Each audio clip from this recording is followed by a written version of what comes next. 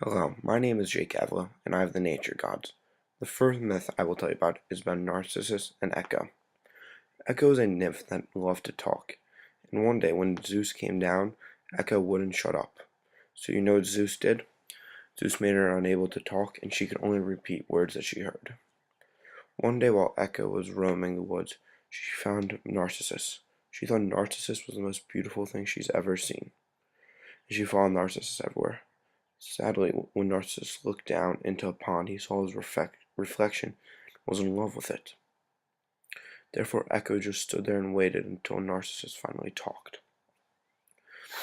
And when Narcissus finally talked, Echo kept on repeating it. That's where we get the word echo from.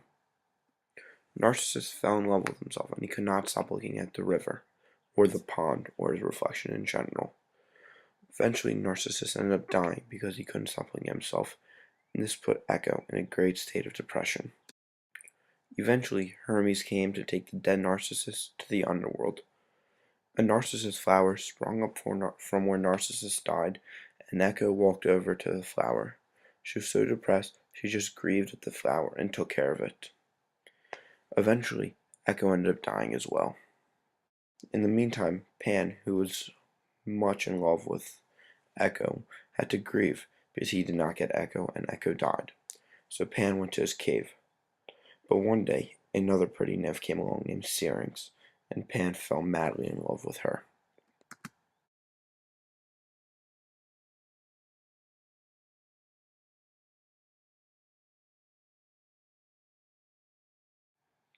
Syrinx thought Pan was hideous, and frankly, she was right. Pan was one of the ugliest gods ever.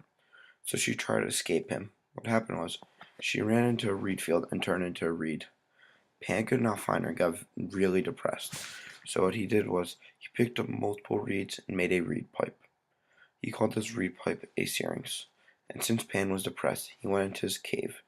Any human that entered his cave, Pan would scream very loud and scare them.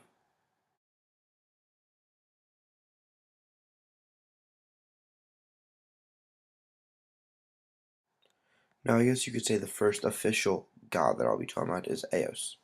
She was the mother of four winds. Eos awoke nature by sprinkling dew. One day while she was sprinkling the dew, she saw a mortal named Tithonus, and she fell in love with him. Eos asked Zeus to grant immortality to Tithonus because he was her lover. She brought him back to her palace, but she forgot to ask for eternal youth. Tithonus lost all strength, as elders do, but he never died.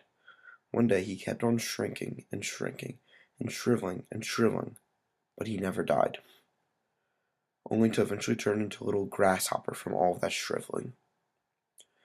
Eos was still happy, even though that her love turned into a grasshopper, because Eos frankly was, well, always happy. The next thing Eos did was she introduced her brother, Helios, the sun.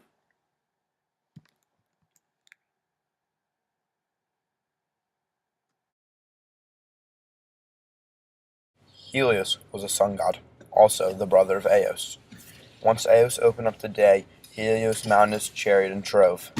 He was so bright only gods could look at him without being blinded. Brilliant rays encircled his head, and his chariot was fire, which was guided by his four fiery steeds up to heaven. At noon he got to the top of heaven, and nothing could escape him, but then he let his steed run free. His steed encountered his white cows and beautiful sheep. He got a cow for every day and a sheep for every night. Once Helios returned home, his daughters, the Heliads, let his horses go free and bathe in the ocean. Then the horses came back to the stable to rest, and he talked with his 5 daughters about what he saw that day. At night, he boarded a golden vessel with his team and sailed around the world and back. Helios had a son. His name was Phaethon. Phaethon was mortal and proud of Helios.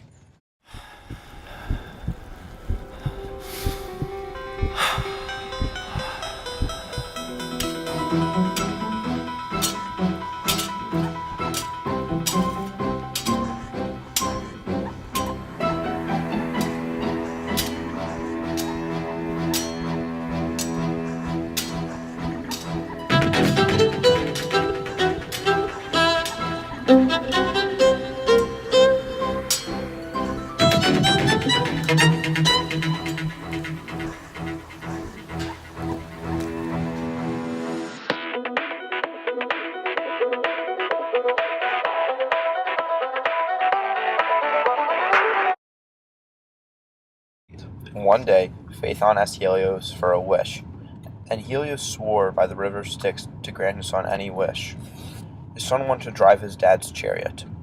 Helios knew no one could handle his steed besides him, but he had to grant his son the wish, but because he swore by the river Styx. And he gave him his radiant golden rays and rubbed divine ointment on his skin so he could withstand the scorching heat of the chariot. Helios barely had time to warn his son to stay in the middle of heaven before the gates were open and his son was off to the races. At first, all was well. Then the steed felt unskilled hands, and they veered off path, running into Constellations. The Constellations were not happy, and the Constellations were animals, who roared and screeched. The horses shied away, and Phaethon was thrown off. The horses, without anyone guiding them, bolted. They got so close to the earth the ground cracked and the lakes froze because they were so hot. They went so high that the earth froze and turned to ice. Zeus saw this and knew he had to destroy the chariot. He threw a thunderbolt at the chariot, and the chariot fell apart, and Phaethon fell into the river of Po. His sisters mourned for so long, Zeus pitied them and turned them into poplars, and their tears turned into gold and amber. Now Hephaestus had to work all night to fix the chariot, so Helios would be ready to go tomorrow. Helios grieved over his son, and swore to never let anyone drive the chariot besides himself and Apollo. Selene was the moon. Her brother was Helios. During night she came out and drove her white horses and projected her moonbeams on the earth. One night she stopped at a shepherd named Endymion, who was sleeping with a smile, and she fell in love with him. He could not escape her mind. She went to Zeus and asked for Endymion to have eternal sleep. She learned from Eos. He slept forever with a smile, and dreamt of holding the moon. It was not a dream, though, and she bore 50 beautiful sleepy daughters to him.